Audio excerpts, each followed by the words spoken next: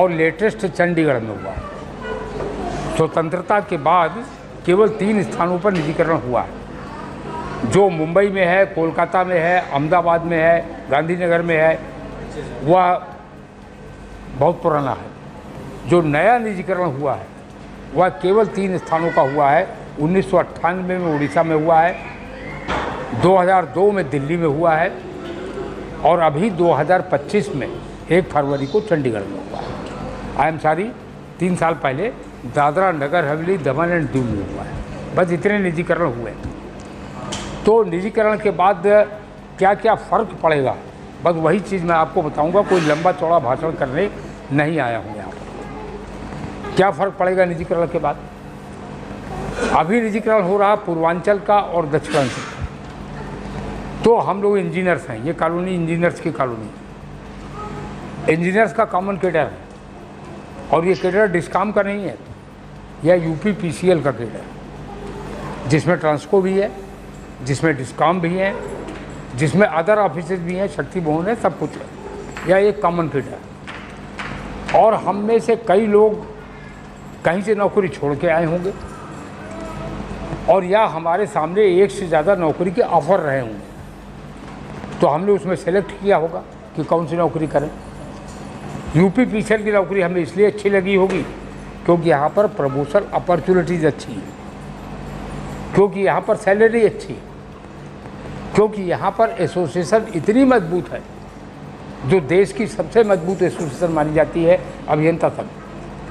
तो वह association umbrella देती है और सम्मान के साथ हम जी सकते हैं, सम्मान के साथ रह सकते हैं। यही मोटी मोटी बातें दिमाग में आई होंगी। और एक झटके में जब 2 डिस्काम निकल रहे हैं, 42 डिस्ट्रिक्ट एक झटके में निकल रहे हैं, तो हमारा कैडर छोटा होने जा रहा है।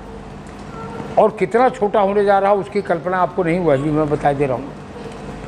यह 2 डिस्काम बिक नहीं रहे हैं, इन 2 के 5 टुकड़े किए जा रहे हैं। वाराणसी के 5 टुकड़े होंगे, वाराणसी डिस्काम, गोरखपुर डिस्काम और प्रयागराज डिस्काम। आगरा के 2 टुकड़े होंगे, आगरा डिस्काम और झांसी डिस्काम। तो एक झटके में जो पूरे यूपी पीसीएल का एक इंजीनियर था, वह इंजीनियर एक छोटे से डिस्काम का हो जाएगा। कितने बड़े डिस्काम का हो जाएगा? जो 7 डिस्ट्रिक्ट्स में ऑपरेट करेगी। अभी हम कहाँ ऑपरेट कर रहे हैं? 75 डिस्ट्रिक्ट में ऑपरेट कर रहे हैं। और केवल 75 डिस्ट्रिक्ट में ऑपरेट नहीं कर रहे हैं, ट्रांसको भी है और जनरल कैटेगरी भी है, यूपी पीसीएल भी है, जनरल वर्क भी है। तो एक झटके में हम 7 जिले के एम्प्लाई होने जा रहे हैं। करेक्ट? यहाँ तक ठीक है।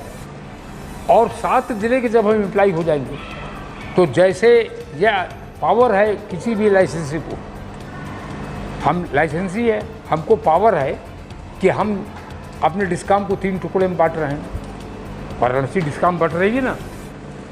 इसी प्रकार से जो नया लाइसेंसी होगा उसको यह अधिकार होगा कि वह 7 जिलों में अपनी कंपनी को बांट दे। देखिए, प्लेयर्स बहुत कम है पावर सेक्टर में, बड़े साफ शब्दों में बता रहा हूँ आपको। माल बहुत है, खरीदार बहुत कम है, लिमिटेड खरीदार। कौन कौन खरीदार है?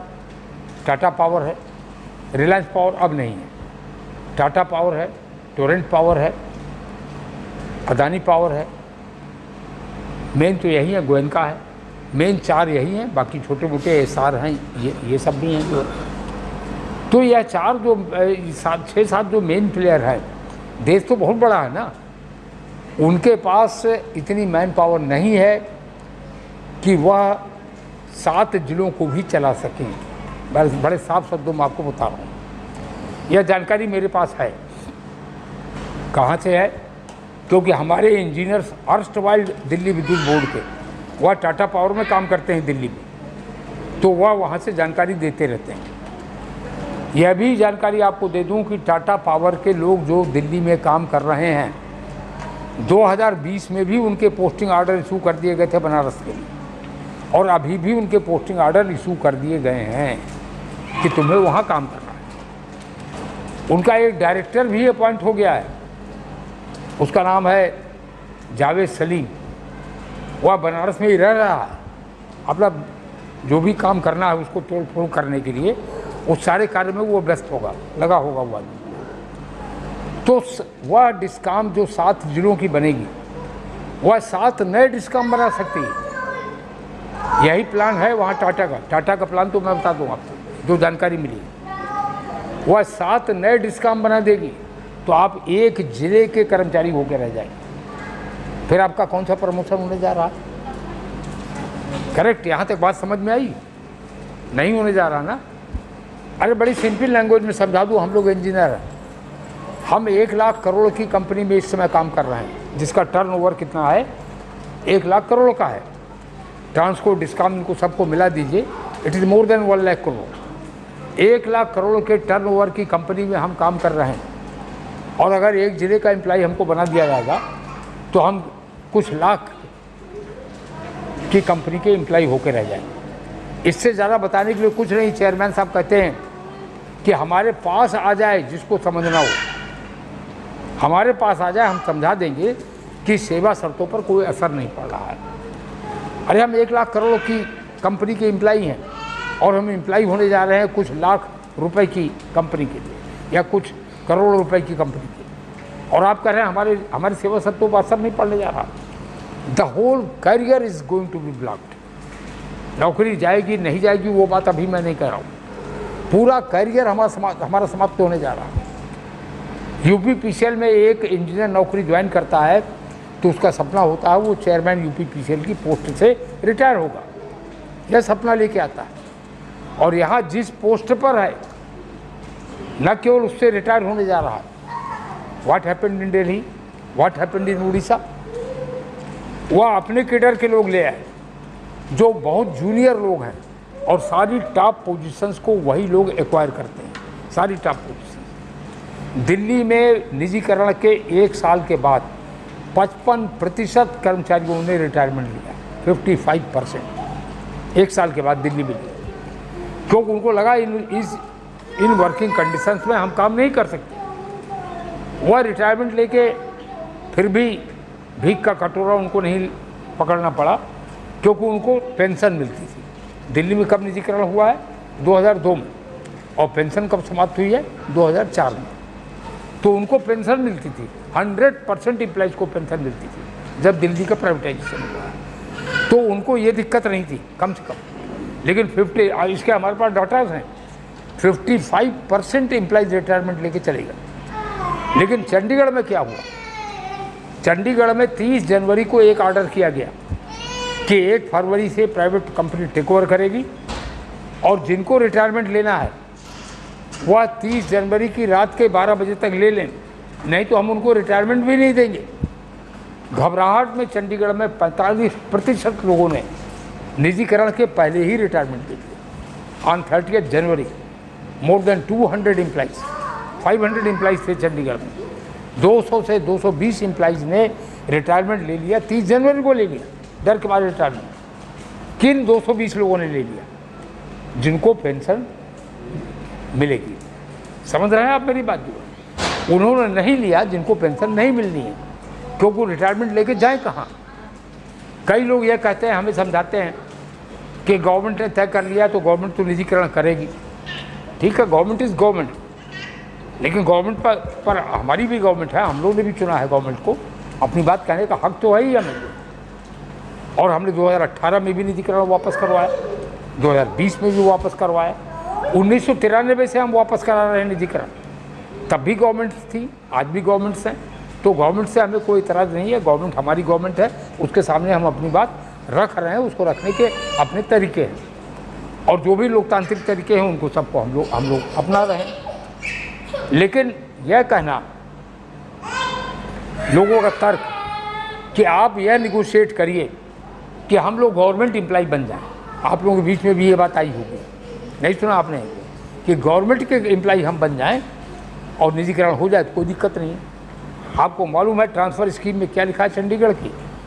चंडीगढ़ की ट्रांसफ़र स्कीम जो जारी हुई है 31 जनवरी की रात को, उसमें लिखा है, with the implementation of this scheme the employees of the Chandigarh government department shall cease to be employ of the government department of Chandigarh. Chandigarh में इलेक्ट्रिसिटी बोर्ड नहीं था, चंडीगढ़ में पावर कॉरपोरेशन नहीं था, चंडीगढ़ में तो इलेक्ट्रिसिटी डिपार्टमेंट था गवर्नमेंट का, और उन्होंने लिखा है कि इस स्कीम के लागू होते ही वह सरकारी कर्मचारी नहीं रहे। उनको कह दिया गया है, लिख के दे दिया गया है, वो प्राइवेट के एम्प्लाई हो गए। जो गवर्नमेंट के एम्प्लाई थे वो प्राइवेट के हो गए। और हमारे बीच में ऐसी मूर्खतापूर्ण बातें सर्कुलेट की जा रही हैं कि हम निजीकरण एक्सेप्ट कर लें और टर्म्स एंड कंडीशन निगोशिएट करें कि हमें गवर्नमेंट एम्प्लाई बना दिया जाए। आपको समझ में आ रहा है कितनी फुलिश बात है ये? जो गवर्नमेंट एम्प्लाई थे वो तो प्राइवेट के हो गए, और हम डिमांड करें प्राइवेट में जाने के बाद कि हमें गवर्नमेंट एम्प्लाई बना दिया जाए। उड़ीसा एक एग्जाम्पल है कंट्री के अंदर अकेला। उड़ीसा इलेक्ट्रिसिटी बोर्ड था, लेकिन उड़ीसा इलेक्ट्रिसिटी बोर्ड अकेला इलेक्ट्रिसिटी बोर्ड था इंडिया में जहाँ जितने इंजीनियर्स काम करते थे, एम्प्लाई नहीं इंजीनियर्स, जहाँ जितने इंजीनियर्स काम करते थे वो सब गवर्नमेंट के डिपार्टमेंट इंजीनियर थे, वो इलेक्ट्रिसिटी बोर्ड के एम्प्लाई नहीं थे। उड़ीसा में गवर्नमेंट के पब्लिक सर्विस कमीशन से अपॉइंटमेंट होता था और उनको अलॉट हो जाते थे डिपार्टमेंट कि इसको पीडब्ल्यूडी हो गया, इसको इरिगेशन हो गया, जैसा चॉइस देते थे लोग। समझ गए ना आप? जैसे यूपीएससी सेंट्रल का है, आपने चॉइस दिया, किसी ने रेलवे दिया, किसी ने कुछ दिया, तो जिसको मेरिट से जो मिल जाए। तो गवर्नमेंट के पब्लिक सर्विस कमीशन से वहाँ अपॉइंटमेंट होते थे और वह लोग भेजे जाते थे इलेक्ट्रिसिटी बोर्ड में। कहने का तात्पर्य क्या है? They were government employee. और जिस दिन प्राइवेटाइजेशन हो गया वो प्राइवेट के कर्मचारी हो गए। तो जो गवर्नमेंट एम्प्लाई थे, चंडीगढ़ के लोग, उड़ीसा के लोग, अब दिल्ली की बात आ जाइए। दिल्ली विद्युत बोर्ड था, लेकिन दिल्ली विद्युत बोर्ड में इंजीनियर्स दो रास्ते से आते थे। एक रास्ता था दिल्ली विद्युत बोर्ड अपॉइंट करता था, एक रास्ता था यूनियन पब्लिक सर्विस कमीशन से आते थे, सेंट्रल से, और वो एक साथ ऊपर उनका प्लेसमेंट होता था। वो किसके एम्प्लाई थे? They were government employee, but with the implementation of the transfer scheme overnight they became the employee of Tata और रिलायंस, जो भी थी प्राइवेट कंपनी के एम्प्लाई हो। इसलिए इस भ्रम में बिल्कुल मत रहिएगा। हम निजी कंपनी के कर्मचारी होने जा रहे हैं, और जब निजी कंपनी हमारा एम्प्लॉयर होने जा रही है तो उसके रहमो करम पर हम लोगों को काम करना पड़ेगा, उसके जो रूल्स रेगुलेशन होंगे। मैं आपके सामने कोई भड़काने वाली झूठ बातें नहीं कहूँगा, मैं कभी भड़काने वाली बात नहीं कहता हूँ। यह जो लोग कह रहे हैं नौकरी चली जाएगी, मैं कह रहा हूँ नौकरी नहीं जाएगी, ये मैं कह रहा हूँ, अभी नहीं जाएगी, अभी नहीं जाएगी। लेकिन वो परिस्थितियाँ वो पैदा कर देंगे। जैसे दिल्ली में 55% लोग रिटायरमेंट लेके चले गए, उड़ीसा में चंडीगढ़ में 45% लोग रिटायरमेंट लेके चले गए, उड़ीसा में लगभग 40% लोग रिटायरमेंट लेके चले गए। तो वह कंडीशंस वो क्रिएट कर देंगे। क्या होगा वहाँ पर? एक केडर आपका रहेगा। जैसे मान लीजिए जो लोग पूर्वांचल में है, दक्षिणांचल में है, उन्होंने प्राइवेट कंपनी की नौकरी एक्सेप्ट कर लिया, तो प्राइवेट कंपनी उनको निकाल नहीं सकती सीधे, but private company will create the conditions कि जिसमें आप खुद छोड़ के जाएँ। कंडीशंस वो कैसी क्रिएट होती है वो अभी आपको बता दे रहा हूँ, क्योंकि हमारे सामने एग्जाम्पल है। वी आर लकी, ये पहला निजीकरण नहीं होगा। अगर हुआ तो कंडीशंस कैसी क्रिएट होगी? आप मान लीजिए आए, आप इस समय एग्जीक्यूटिव इंजीनियर हैं, आप 2012 बैच के हैं, 2008 बैच के हैं, यू आर एग्जीक्यूटिव इंजीनियर, और 2008 बैच के हैं, आपकी 16-17 साल की नौकरी हो गई। आपके ऊपर वाली पोजीशंस पर प्राइवेट कंपनी, यही उड़ीसा में है, यही दिल्ली में, पता कर लीजिए आप, वह अपने केडर के लोग लाएंगे। टाटा है तो टाटा का अपना केडर है, वो चलाएगा। मैंने आपको बताया अभी पोस्टिंग कर दी गई है। रिलायंस है तो उनका अपना केडर है, गोयनका है तो उनका अपना केडर आ गया, चंडीगढ़ में आ गया उनका केडर। तो उनके केडर के लोग टॉप पोजीशन में होंगे। एक जूनियर आदमी आपका बॉस होगा, आपके सर पर बैठा होगा, वो प्राइवेट सेक्टर की कल्चर से काम करेगा, हायर एंड फायर वाली कल्चर से। कितने दिन आप इसको बर्दाश्त कर पाएंगे? और फिर आपको लगेगा आपका करियर ब्लॉक हो गया, कुछ आपका होना ही नहीं, कहीं प्रमोशन ही नहीं होना, इसलिए और नहीं चले जाएं तो राट करें वहाँ पर, सड़े वहाँ पर जो है। तो ये परिस्थितियाँ आपके सामने आ रही हैं, ये परिस्थितियाँ आपके सामने पैदा होंगी। उन्होंने कहा 3 विकल्प आपको देंगे। पहला विकल्प वो कह रहे हैं कि वहाँ की नौकरी ज्वाइन कर लो, नौकरी ज्वाइन कर लो, तो मैंने आपको बता दिया क्या क्या होने वाला है। और दूसरा विकल्प कह रहे हैं वापस आ जाओ। अब वापस आ जाओ तो क्या होगा? 42 जिलों के इंजीनियर अगर वापस आ जाएंगे वह 33 जिलों में सरप्लस हो जाएंगे कि नहीं हो जाएंगे? बिल्कुल झूठ बोल रहे हैं चेयरमैन जो ये कह रहे हैं कि किसी को रिट्रेंच नहीं किया जाएगा। मैं 100% कह रहा हूँ कि आज रिट्रेंच नहीं किया जाएगा, लेकिन कल किया जाएगा। तब किया जाएगा जब हमारी पावर ख़त्म हो जाएगी। आज हमारी पावर है, हम लोग आज ऐसे 5 मुट्ठी एक है। जब इसमें से 3 मुट्ठी निकल जाएंगी तो केवल 2 उंगली से मुट्ठी नहीं बनती। जब हमारी स्ट्रेंथ नहीं रहेगी, हमारी शक्ति नहीं रहेगी, तब जो लोग सरप्लस होंगे उनका रिट्रेंचमेंट होगा, कोई रोक नहीं सकता। उनका रिवर्सल भी होगा। रिवर्सल तो अभी होगा, मैं गारंटी के साथ कह रहा हूँ। इसलिए रिवर्सल होगा क्योंकि उसको कोई रोक नहीं सकता। एक एक डिवीज़न में सारे एग्जीक्यूटिव इंजीनियर थ्रू बैठा दिए जाएंगे। जब इतने एग्जीक्यूटिव इंजीनियर वहाँ से सरप्लस होकर वापस आएंगे। बिल्कुल असत्य बोल रहे हैं चेयरमैन, उनकी बात में कोई दम नहीं है। असत्य तो यही बोल रहे हैं, उनका स्टेटमेंट देखिए। कह रहे हैं निजीकरण के बाद भी मुफ्त बिजली मिलती रहेगी। आपको मुफ्त मिलती है क्या? किसको मुफ्त मिल रही है? उनका रिटर्न स्टेटमेंट है, आप पढ़िए तो। उसी लेटर में लिखा है, जो लेटर उन्होंने चीफ सेक्रेटरी को और डीएम्स को लिखा है, पढ़िए उस लेटर को। उसमें चेयरमैन लिख रहे हैं मुफ्त बिजली की सुविधा यथावत रहेगी। ये किसको मिलती है मुफ्त बिजली? मुफ्त बिजली तो किसी को नहीं मिलती। सब पेमेंट कर रहे हैं बिजली का जो है, लेकिन यह भी बदनाम करने का एक तरीका है। तो हमारा ऐसा मेडिकल रिइंबर्समेंट है, ऐसा हमारा टर्मिनल बेनिफिट में कंसेशनल रेट ऑफ इलेक्ट्रिसिटी है, जो जब तक कर्मचारी जीवित है, रिटायरमेंट के बाद भी जब तक जीवित है तब तक उसको मिलेगा। ऐसा पूरे हिंदुस्तान में कहीं नहीं। उसके आगे क्या है? अगर कर्मचारी पेंशनर है और उसकी डेथ हो जाती है तो उसके स्पाउस को मिलेगा। ये देश भर में कहीं नहीं है, मैं रिपीट कर रहा हूँ, उसको सुन लीजिए ध्यान से। ये कोई प्राइवेट कंपनी देगी? अभी हम लोगों को पेंशन, जो जिनको पेंशन मिलती है, आपको नहीं मिलती है, लेकिन जिनको मिलती है, केवल आपके नॉलेज के लिए बता रहा हूँ, जिनको पेंशन मिलती है गवर्नमेंट ट्रेजरी से मिलती है पेंशन। कैसे मिलती है गवर्नमेंट ट्रेजरी से? गवर्नमेंट नहीं देती है। गवर्नमेंट ने तो रिस्पॉन्सिबिलिटी लिया था 14 जनवरी 2000 तक के सारे पेमेंट की। उसके बाद का क्या सिस्टम है? उसके बाद का सिस्टम ये है कि अगर कोई कर्मचारी 2000 के बाद काम कर रहा है तो 19.05% उसके पे और डीए का वो पेंशन के लीव में एम्प्लॉयर को देना पड़ता है। तो यूपीपीसीएल वह अमाउंट देता है, गवर्नमेंट को देता है, तब ट्रेजरी से पेंशन मिलती है। यह अमाउंट प्राइवेट कंपनी नहीं देगी। क्यों नहीं देगी? बड़ी सिंपल बात है। वो कहेगी प्राइवेट कंपनी कि हमने आपको अपॉइंट नहीं किया है, this is not my liability.